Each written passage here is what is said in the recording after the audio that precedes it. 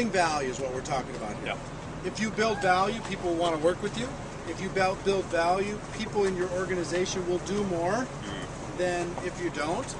A lot of this is about becoming a student, becoming attractive. Absolutely. Becoming interesting. Right. Becoming a person of influence. Right. Some of that's through books, yours and others. Some of that's through programs. Some of that's through modeling, learning from other people, mimicking other people. That was big for me. Absolutely. Same here. That's, I spent so much time listening to my mentors on the phone with personal sponsors and how they spoke that I literally talk like they do now. Yeah. That's... You get a little piece of that and you go, oh, okay, that person, you can tell that they their were energy, their posture. Yeah, they're absolutely. a Jim Rohn disciple, or Yeah. they're a this person disciple, or whatever it happens to be. Well, let's do this. I want to ask you one question that I like to ask of everybody that I have on. Most people have a defining moment in their life, or several defining moments. I've had dozens of defining moments where literally you take a right turn or a left turn, and your life is completely different. When it comes to your network marketing professional career, was there a defining moment for you? Did something stick out as a moment that changed you? There's a couple. Yeah. I'll try and nail it down to one or two. One was reading an Anthony Robbins quote that I'm very fond of. That is, everything you need is already within you. Yeah. And it was kind of surrendering to that,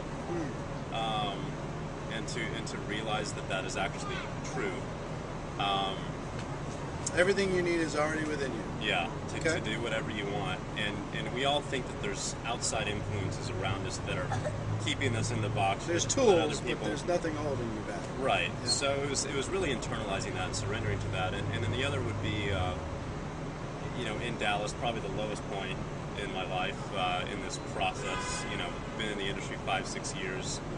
Family thinks I'm nuts. I'm in my 20s now. My friends have nice jobs and whatever, and all they want from me to do is get a real job and get some money. I've been living in an apartment with no furniture for years now. Right.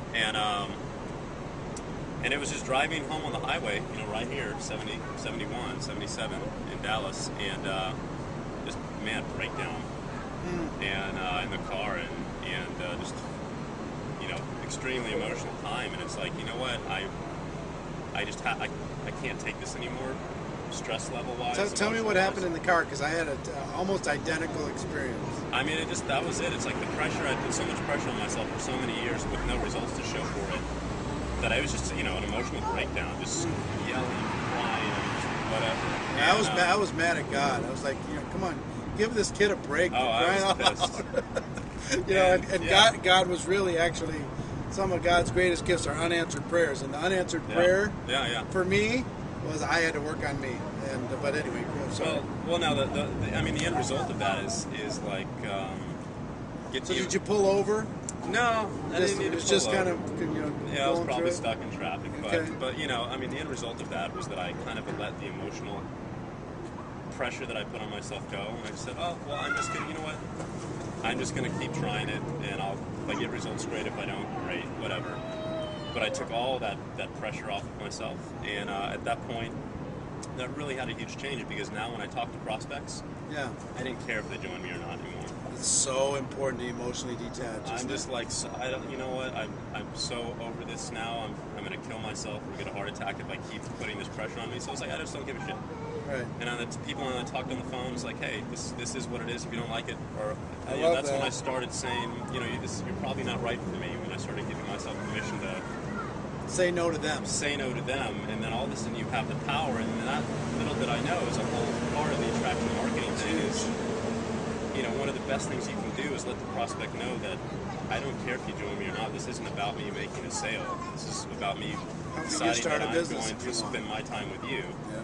And why should I do that? What do you have to offer me instead of someone else? And that flips the whole dynamic. Yeah. And all of a sudden, when they start see selling that you don't care, and that you're willing to walk away, that's when they're willing to say, man, okay. And gee, what do you know? You start swimming. Yeah, yeah. So I'd have to say that's That one was of a the big real ones. big click. Huh? Yeah, for sure. Yeah, me too. There you go, the emotion. I had the emotional thing where I pulled over to the side of the road, got out of the car, yelled up at the sky, the whole deal, for real, and then felt like an idiot, got back in the car and kept driving and said, but I'm still waiting for the answer. And the answer really was I had to develop myself. Yeah.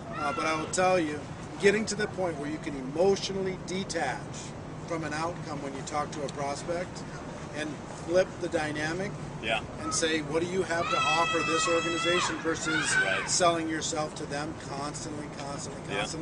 is so important. I can't overemphasize that. Same with downline members. I Yeah. mean, you get to a point where people leave, they go to another company, and these are your friends that you spend time with, and they're producing your income. I love you anyway. And it's like, yeah, it's like, okay, and it's just a part of business. I mean, Yep. business is challenges every day and overcoming those challenges. And my top producer at the time brought in hundreds and hundreds of people into my group, just, left one day. I didn't care.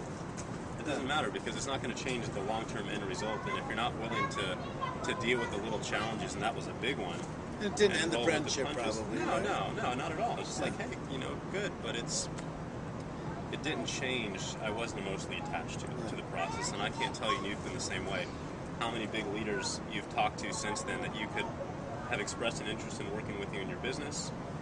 I mean, it happens all the time, and I literally forget to call them ever again, and I just don't care anymore because it's not going to ultimately have an impact on my end result. People will still call, and people will still, Yeah. it puts you in a place where you as a professional put value in you. Right. You develop your own internal self-esteem, and if people see that value, fantastic, and if they don't, it's okay.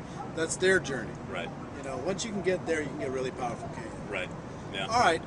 Well, look, I appreciate you spending it. It's 8 million degrees Probably outside right now. 105 degrees outside. We've dragged this umbrella over to give us a little bit of protection out by the swimming pool here.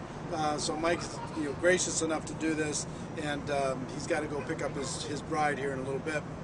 But what kind of closing thoughts? These people that watch this program every day, Right. they want this really bad. Right. They want to become network marketing professionals. They want to turn this profession into something that they're proud of and they can deliver all the best things that our profession has. Right. They want that for their families.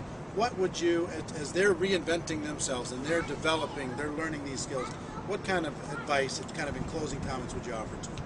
I'd have to say that more than anything else, you have to master at least one skill set, and whatever it is that interests you most, whether it is generating leads online, whether it is presenting on stage or in front of a crowd of people, or kicking butt on the telephone, you have to master one skill set to get results of any kind. And to become world class, you have to develop a half a dozen skill sets. But the results start with one. You're not going to get results doing anything low class or mediocre. Yeah. So you have to get world class at one skill. Again, pick it, whatever it may be for you. And at that point, you're going to get results.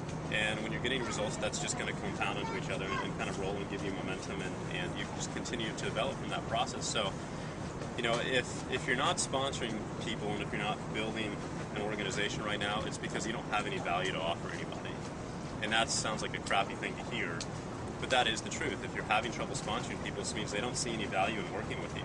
So how do you change that? You go master at least one skill set, and as soon as you know how to do that and control that and whatever it may be, now you have value to offer someone. Yep. Then you go master another one, And bring more that value. gets the ball rolling. Yeah. Right. I like that. Go master a skill set, then you have value for people. Yeah, That's and excellent. things, again, that gets the ball rolling and gives you the confidence and the results and the feedback that, just help this game become fun. Yeah, you become known for something.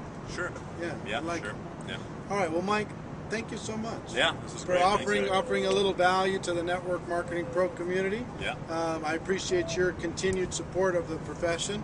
And here's my wish for you, everyone, is that you decide to become a network marketing professional, that you decide to learn a skill, even if it's just one, to become really good at and master it, that you decide to go pro. Ladies and gentlemen, we have a better way. Let's go tell the world. Here from 8,000 degree Dallas, Texas, Surface of the sun. with friend Mike Dillard. Everybody, have a great day, and we'll see you next time. Thank you. Bye-bye.